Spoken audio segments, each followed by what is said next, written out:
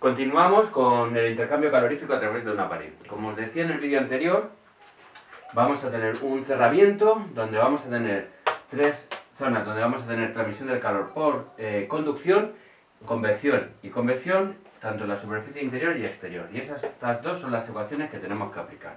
Entonces, pensemos, ¿por qué entre estos dos puntos existe una diferencia de temperaturas? Porque tenemos una resistencia vinculada a la convección y a la radiación, que es este coeficiente H. En este caso sería la H del exterior. Entonces tendríamos que entre esos dos puntos tenemos una densidad de flujo. Ya os comentaba en clase que en estas ecuaciones hemos tomado el valor absoluto, pero realmente las dos ecuaciones tienen un signo menos delante, ya que los incrementos de temperatura se refieren a la temperatura final menos la inicial. Entonces, si empezamos desde el interior, y este flujo se está moviendo hacia el exterior, el incremento de temperatura se calcularía como una temperatura que está en esta zona, y entonces las temperaturas son más bajas, menos una superior. Entonces ese incremento es negativo. Entonces, si realmente hacemos la diferencia de temperaturas, necesitamos un menos delante para tener un valor positivo del flujo de calor, que es como un caudal, y solo está definido de forma positiva. Entonces, como ahora sí que voy a meter la diferencia de temperaturas, tengo que llevar cuidado y trabajar con el signo menos.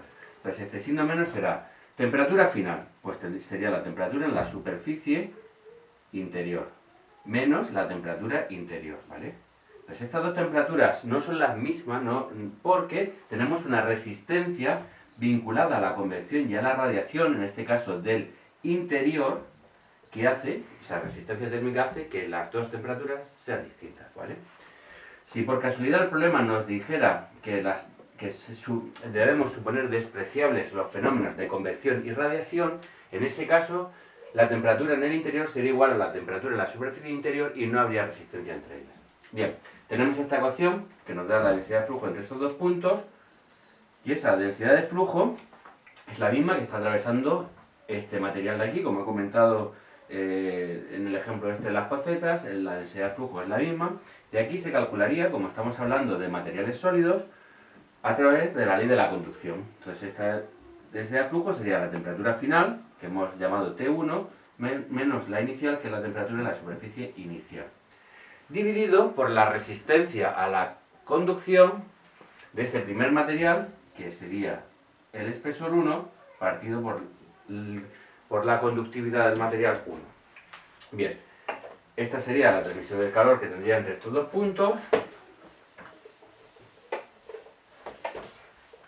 Y ahora pues me iría al siguiente material.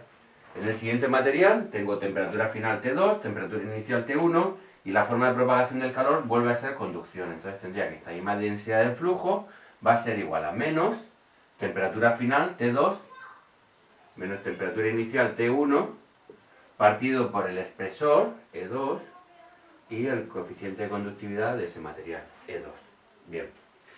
Algo similar podemos aplicar al tercer material, donde tendríamos igual densidad de flujo de calor debido a la conducción, un menos, y aquí tendríamos temperatura final, ahora sería la temperatura en la superficie exterior, menos la temperatura inicial, que sería T2, ¿vale? T2.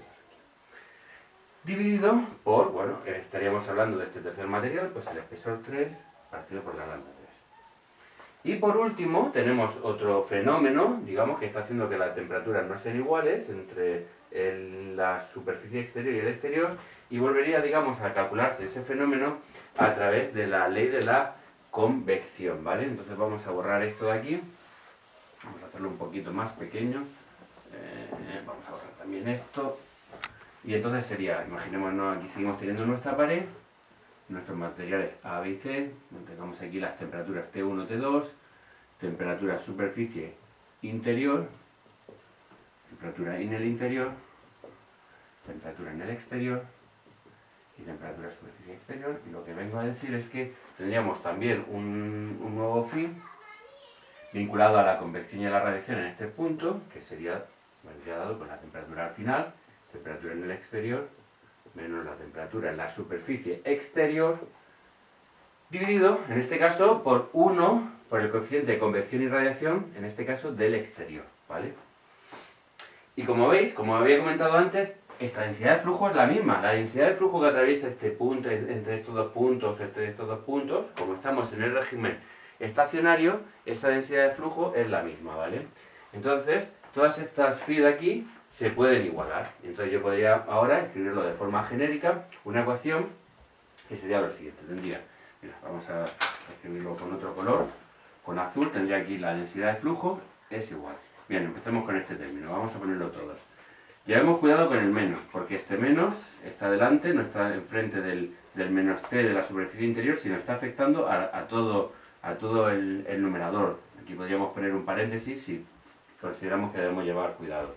Entonces, aquí tendríamos el t de la superficie interior, menos la temperatura en el interior, partido por 1 partido por la h del interior, ¿vale? Y esta densidad de flujo también es igual, puedo seguir con todos estos términos, este ya lo he puesto ahí, lo voy a borrar, luego tendría que esto lo puedo decir que es igual a este término de aquí, podría poner, voy a borrar este de aquí, y esto sería menos T1 menos la temperatura en la superficie interior,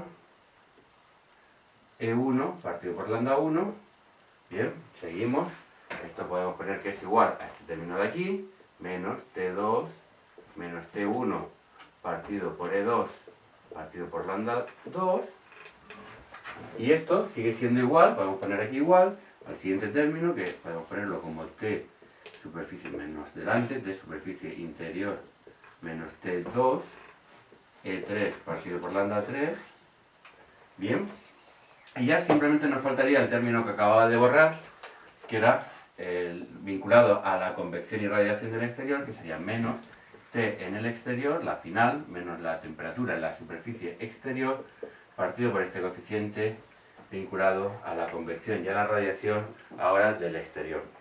Bien, pues mirad, matemáticamente existe una propiedad que podéis buscar y demostrar, que nos dice que si A partido por B es igual a C partido por D, y esto es igual, por ejemplo, a otra fracción E partido por F, la suma de los numeradores A más C más E, dividido por la suma de los denominadores B más D más F, sigue manteniendo la igualdad, ¿vale? Esto sería, no lo sé, pues pensar en 1/2, 2/3 y 3/6, ¿vale?